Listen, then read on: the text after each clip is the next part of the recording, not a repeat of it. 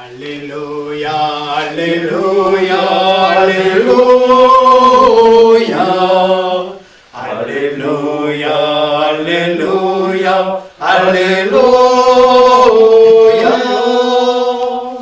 Veillez, tenez-vous prêts. C'est à l'heure où vous n'y pensez pas que le Fils de l'homme viendra. Alléluia, Alléluia, Alléluia. Alléluia, Alléluia, Alléluia. Le Seigneur soit avec vous. Et avec votre esprit. Évangile de Jésus-Christ selon saint Matthieu. Gloire à toi, Seigneur. En ce temps-là, Jésus disait à ses disciples cette parabole. Le royaume des cieux sera comparable à 10 jeunes filles invitées à des noces qui prirent leurs lampes pour sortir à la rencontre de l'époux. 5 d'entre elles étaient insouciantes et 5 étaient prévoyantes. Les insouciantes avaient pris leurs lampes sans emporter d'huile, tandis que les prévoyantes avaient pris avec leurs lampes des flacons d'huile. Comme l'époux tardait, elles s'assoupirent toutes et s'endormirent. Au milieu de la nuit, il y eut un cri.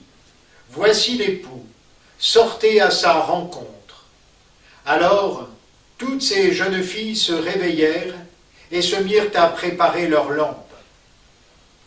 Les insouciantes demandèrent aux prévoyantes, « Donnez-nous de votre huile, car nos lampes s'éteignent. » Les prévoyantes leur répondirent, « Jamais cela ne suffira pour nous et pour vous. Allez plutôt chez le marchand, vous en achetez. » Pendant qu'elles allaient en acheter, l'époux arriva. Celles qui étaient prêtes entrèrent avec lui dans la salle des noces, et la porte fut fermée. Plus tard, les autres jeunes filles arrivèrent à leur tour et dirent « Seigneur, Seigneur, ouvre-nous » Il leur répondit « Amen, je vous le dis, je ne vous connais pas. Veillez donc, car vous ne savez ni le jour ni l'heure. » Acclamons la parole de Dieu. Louange à toi, Seigneur Jésus.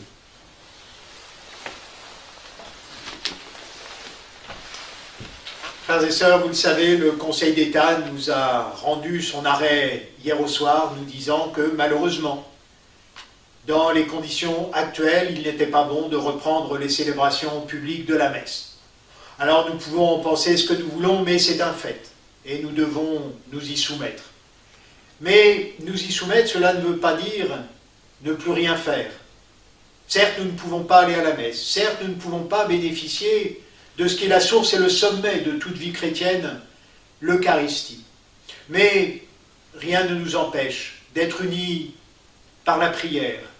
Et puis, vous avez vu, pour ce deuxième confinement, nous avons progressé au niveau technique après un simple enregistrement.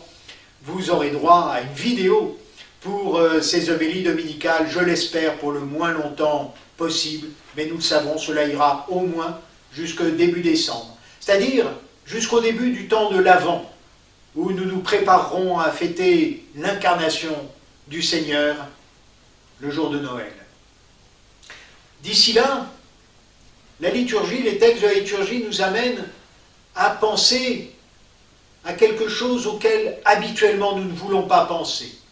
Et que probablement cette pandémie nous a forcés à remettre dans nos pensées, c'est l'idée des fins dernières.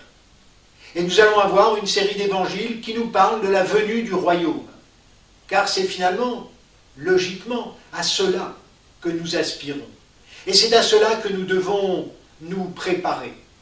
Et l'évangile que vous venez d'entendre, vous avez vu que désormais vous aurez aussi droit à la lecture de l'évangile sur la vidéo. Eh bien l'évangile d'aujourd'hui nous invite effectivement à cette prévoyance. Parce que nous ne savons ni le jour ni l'heure. Nous fêtions la semaine passée la fête de la Toussaint et puis le lendemain, nous avons pu encore célébrer en commun la commémoration des fidèles défunts. Et c'était important de nous rappeler que finalement, la seule certitude que nous avons au long de notre vie, c'est qu'un jour nous allons mourir. Est-ce que cela doit nous désespérer? Non, en aucun cas. Parce que nous le savons. Par sa mort et sa résurrection, le Christ nous a ouvert les portes de l'éternité. Et pour cela, nous avons à nous y préparer, sans crainte, sans peur, mais en étant prévoyants, à l'image de ces 5 parmi les 10 jeunes filles qui ont prévu non seulement une lampe, cette lampe qui est la parole de Dieu, qui est celle qui nous éclaire au long de notre chemin sur la vie, et d'en prévoir les réserves, alors que les autres se sont contentés de les écouter, de l'écouter une fois comme cela. Bien sûr, c'est cela le fond de ce que nous dit l'évangile d'aujourd'hui. Nous préparer au moment où nous passerons, je le répète souvent, mais passage en hébreu se dit Pâques, où nous passerons de cette vie que nous connaissons à la vie éternelle. Mais je crois qu'aujourd'hui, cet évangile prend une autre coloration, qui est une réponse à qu'allons-nous faire de ce temps de confinement. Est-ce que nous allons attendre la fin de ce confinement en le subissant? Ou est-ce que nous allons, au contraire, en profiter pour renforcer d'une manière particulière les liens que nous avons avec nos frères? Parce que, je l'avais déjà dit pendant la première période du confinement, je disais, pensons à passer les coups de téléphone que nous avons à passer maintenant pour ne pas prendre le risque que le jour où nous téléphonerons, nous entendions qu'il n'y a plus d'abonnés au numéro que nous avons demandé. Oui, frères et sœurs, c'est important d'être présents les uns aux autres. Nous avons un peu plus de temps pour penser aux autres.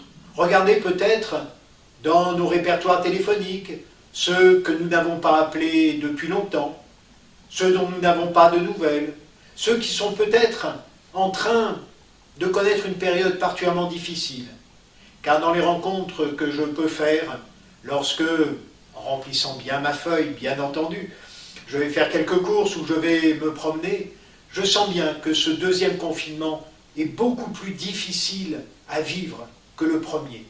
Le premier, nous avions cette espérance qu'une fois ces quelques semaines passées, tout irait bien. Or là, nous prenons conscience que, bien non, tout ne va pas si bien. Et que même, au-delà de ce second confinement, il risque que ce second devienne un deuxième parce qu'il y en aura un troisième, voire un quatrième. Oui, nous avons du mal à pouvoir nous projeter dans un avenir où il n'y aurait plus cette maladie.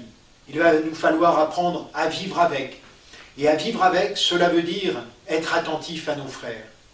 Car dans un texte qu'il vient de publier, notre ancien évêque, Monseigneur Perceroux, l'actuel évêque de Nantes bien sûr, vient de nous rappeler qu'au-delà bien sûr de l'importance de l'Eucharistie dont nous sommes privés, ce qui en est la chose et le but, c'est de trouver dans l'Eucharistie la source pour vivre la charité, l'attention aux autres. Car comme le dit saint Paul, parmi les 3 vertus théologales, la foi, l'espérance et la charité, il y en a une qui est au-dessus des autres, c'est la charité. Ce mouvement qui nous pousse à être attentifs à nos frères. Alors, frères et sœurs, oui, ne soyons pas comme ces jeunes filles insouciantes qui oublient de recharger leur lampe. Soyons comme celles prévoyantes. Et la prévoyance, aujourd'hui, dans cette crise que nous vivons, eh bien, c'est l'attention à nos frères. Amen.